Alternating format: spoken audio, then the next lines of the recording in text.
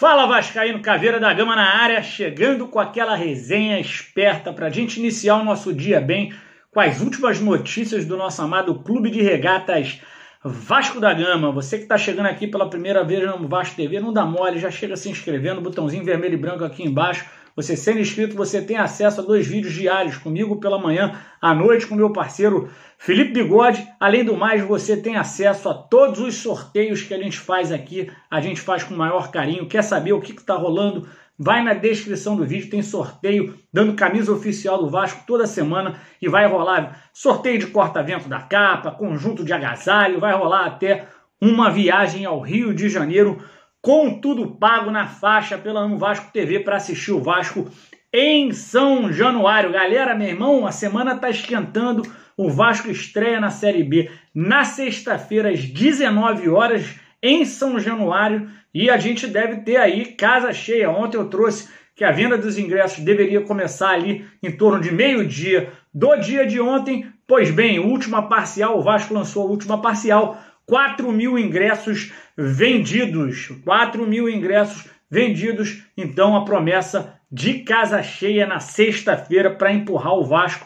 para a primeira vitória da Série B. Importantíssimo, né, galera? Importantíssimo o Vasco iniciar com o pé direito. Lembrando que ano passado a gente não figurou no G4 e começamos muito mal em São Januário, perdendo pro Operário por 2-0. Então, muito importante a sua presença, você que é do Rio de Janeiro, você que mora perto do Rio de Janeiro, vamos lá na sexta-feira assistir o Vascão em São Januário, e você que é de fora do Rio, né, já aproveita, já fica ali no Rio para curtir o final de semana e curtir mais uma vitória do Vasco. Galera, o Vasco está correndo aí nessa situação de impedimento para registrar novos jogadores, né? O Vasco tem 5 jogadores para fazer o registro, tá? São eles, Lucas Oliveira, né? Atacante pontinha que veio do Bangu, meteu um golaço na última movimentação que o Vasco fez de jogo-treino. O Eric do Ipiranga, artilheiro do Gaúcho e eleito o melhor atacante do Gauchão, né? O Zé Vitor, artilheiro, né?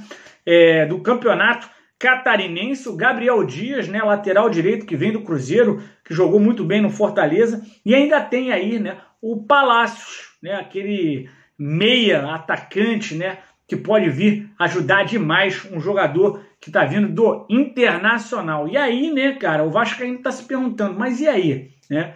Como é que vai ser essa situação dos registros? A gente tem notícia da parte do jurídico do Vasco que hoje, né, a chance de hoje a situação ser liberada e o Vasco conseguir fazer, né, o registro desses jogadores ainda essa semana para poder jogar antes da janela. Senão, galera, se não for liberado, vai dar problema e o Vasco não vai poder contar com esses jogadores. Tudo isso entre uma divergência que está rolando entre a CBF, né, e a parte jurídica de cobrança, né, de débitos dos clubes, né? Vamos ver como é que vai ficar isso. O Vasco já fez depósito em juízo, né? Não tem por que fazer esse tipo de coisa. E a CBF, né, sempre tem uma coisa, né, cara? A CBF joga muito contra o futebol que ela mesmo, né, gerencia. Vou dar aqui um exemplo. Ontem eu vi a situação da CBF colocar o Botafogo, né, como SA Botafogo, Botafogo SA. Não tem necessidade nenhuma. É como se tivesse alguém lá dentro, né, que tivesse a opinião de que a SA não é uma boa coisa para o futebol. Fica essa impressão, sabe?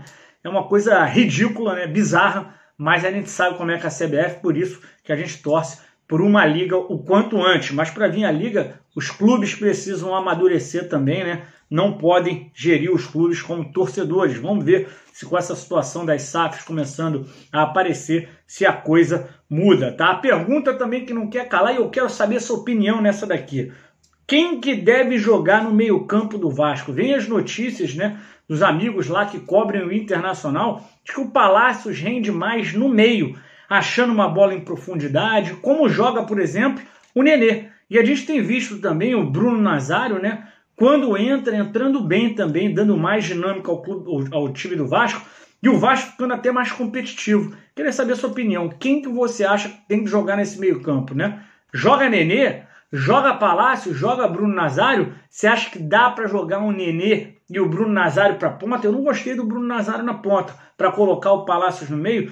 Eu vou dar minha opinião aqui, cara. Eu acho que tem que iniciar sim com o Nenê, né? Mas a gente tem que estar aberto à mudança. eu tenho certeza uma coisa, a gente precisa preparar uma opção para que o Nenê não esteja em campo. O Nenê não pode jogar todos os jogos, né, as 38 rodadas dessa Série B. A coisa é tiro longo, né, tem muita viagem, muito deslocamento, então o Nenê tem que ser trabalhado, e se ele não aceitar, meu amigo, tá fora, tá, Nenê? Nenê não tá em posição de impor, né, em posição de impor nada dentro do Vasco, então já tô dando minha opinião aqui. Nenê começa, né, mas eu gostaria de ver, por exemplo, o Palácios sendo testado na posição que dizem que ele rende mais. No meio, de repente joga o Nenê para a ponta esquerda, já jogou ali, e se for o caso, coloca ele no banco. Galera, uma notícia aí, né, cara, que vai mexer com o coração da Vascarense, né? Tem muita gente já falando disso, né? O Allan Kardec, que está jogando na China, né? Joga no Shenzhen Futebol Clube, está com salários atrasados. Esse ano de 2022 ainda não jogou, porque o campeonato da China ainda não iniciou, e ele está se preparando aí para tentar a rescisão de contrato e voltar ao futebol brasileiro. Galera, Allan Kardec, conseguindo a rescisão de contrato, está livre para acertar com qualquer clube brasileiro, meu amigo. Eu queria saber de você. Tem vontade de ver o Allan Kardec vestindo a 9 do Vasco? Estou falando do Vasco, Vasco SAF, por exemplo, Vasco com um poder, né, de contratação maior. Você acha que o Allan Kardec seria o 9 ideal? Eu vou te falar uma coisa, cara. Eu sei que a torcida do Vasco ama os seus crias, né? Quando eles estão jogando no Vasco, geralmente eles tomam pancada, mas quando eles saem, eles viram um desejo, né, desejo de consumo do vascaíno. Eu vou dar minha opinião aqui. Eu não sou muito apegado desse tipo de coisa, tá? Óbvio que tem jogadores como Felipe Coutinho, né? O Allan Kardec, né, o Alex Teixeira, que eu gostaria de ver no Vasco.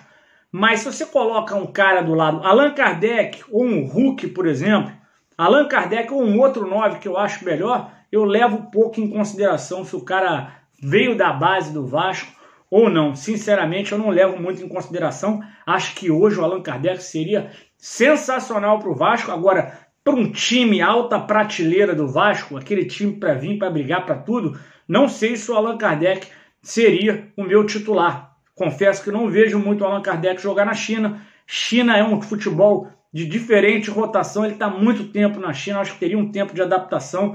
Eu, de repente, procuraria, né, outro jogador para jogar ali com a 9 do Vasco. Agora, se o Vasco for atrás do Allan Kardec, meu irmão, vai ser legal demais, porque é um bom jogador e está muito acima do nível que o Vasco tem hoje à disposição no seu elenco, galera. Queria saber de você, já chega dando a sua opinião sobre o Palácios, Bruno Nazário, Nenê, quem que vai jogar naquela meiuca? Vai no jogo de sexta-feira? Responde aqui. Vamos invadir São Januário e eu quero saber sua opinião também sobre o Allan Kardec. Beleza? Vou ficando por aqui. Chegou até aqui, não deu like?